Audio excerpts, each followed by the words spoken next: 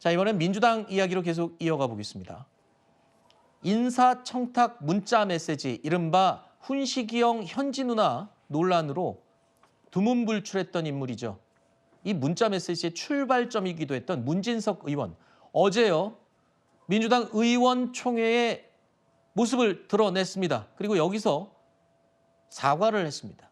현재 고통스러운 시간을 보내고 있고 당에 누를 끼쳐서 송구하다라고 말한 것으로 전해졌는데요. 왜 전해졌냐 하면요, 의원총회에서 의원들에게 사과를 한 겁니다.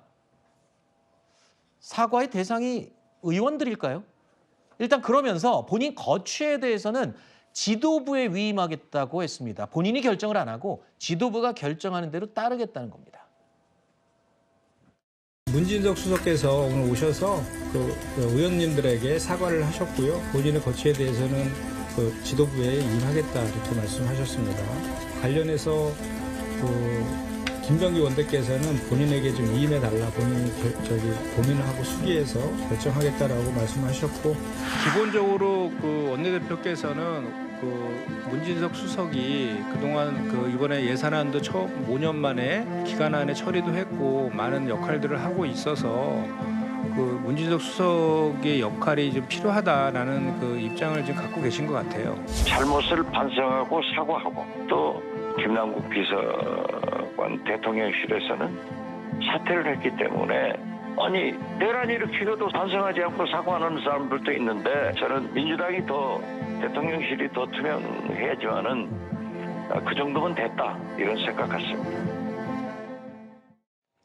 자, 논란이 계속 되고 있는 만큼 어제 의원총회에서 문진석 의원이 원내수석 부대표 자리에서 물러나야 한다는 의견도 내부에서 나온 걸로 알고 있습니다. 근데 아까 사과를 문진석 의원이 직접 언론사 카메라 앞에서 한 게 아닙니다. 김현정 대변인이 한 겁니다. 전달을 한 겁니다. 문진석 의원의 논란, 이 현지 누나 문자 메시지의 출발점인데 의원들한테만 사과한 게 좀 의아해요. 사과의 대상이 국민들한테 해야 되는 거 아닌가라는 생각도 들고요. 그리고 본인 거취에 대해서 본인이 결정을 안 하고 지도부에 거취를 넘긴 부분입니다.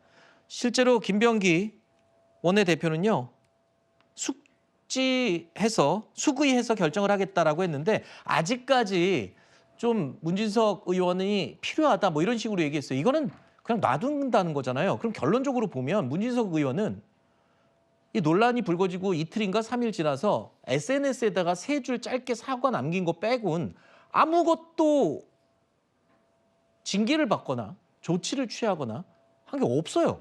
그렇죠. 민주당은 심지어 윤리감찰단의 자체 조사조차도 제대로 진행하지 않고 있지 않습니까? 사실은 자체 조사라고 하는 것 자체가 강제 수사권이 없어서 뭘 밝힐 수도 없습니다. 대통령실 공직기강 비서관이 자기 상관인 비서실장을 감찰해서 아무 문제 없다는 결과가 나왔다는 것과 다를 바가 없는 것이거든요. 그런데 그런 것조차도 하지 않아요. 결국 민주당 전체가 이런 민간단체의 회장직에 대해서 인사청탁을 한 것에 대해서 아무런 문제의식도 느끼지 못하고, 더더군다나 인사와는 번지수가 맞지도 않는 김현지 부속실장을 대상으로 해서 김남국 비서관은 거기에 부탁하겠다고 얘기를 하고, 문진석 의원은 거기에 대해서 맞아, 잘 살펴줘라고 정확하게 맞장구를 친 것에 대해서 아무런 문제의식을 안 느끼는 겁니다. 그게 왜 그렇겠습니까? 결국은 여권 전체가 공유하고 있는 인식이, 인사에 관해서는 김현지 부속실장이 사실은 번지수가 맞다라고 인식하고 있었기 때문입니다. 이걸 적나라하게 드러내주고 있는 것이고, 그렇기 때문에 저렇게 문진석 의원에 대해서 아무런 조치가 취해지지 않을수록 국민들께서는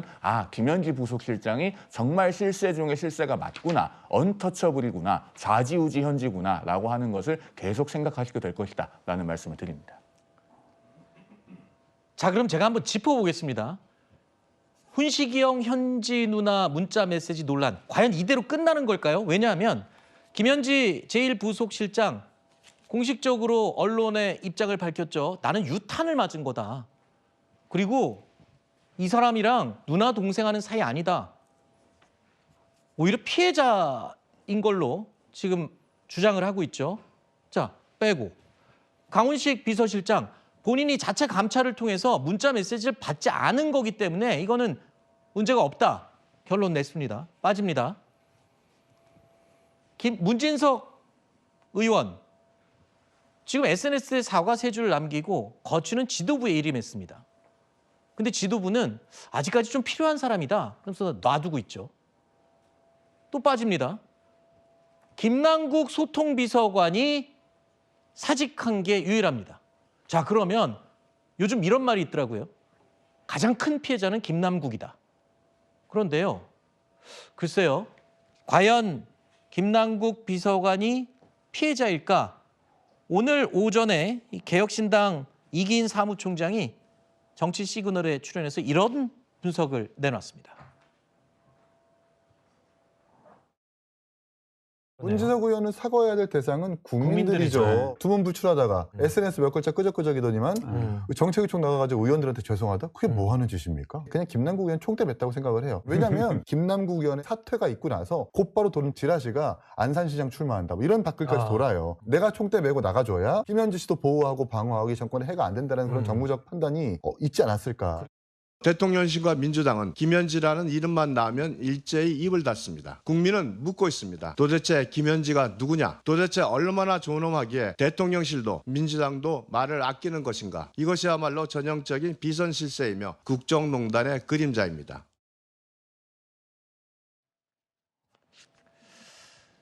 자, 그러니까 책임지는 사람은 결국 아무도 없게 되는 것 아니냐, 이런 지적인 거죠.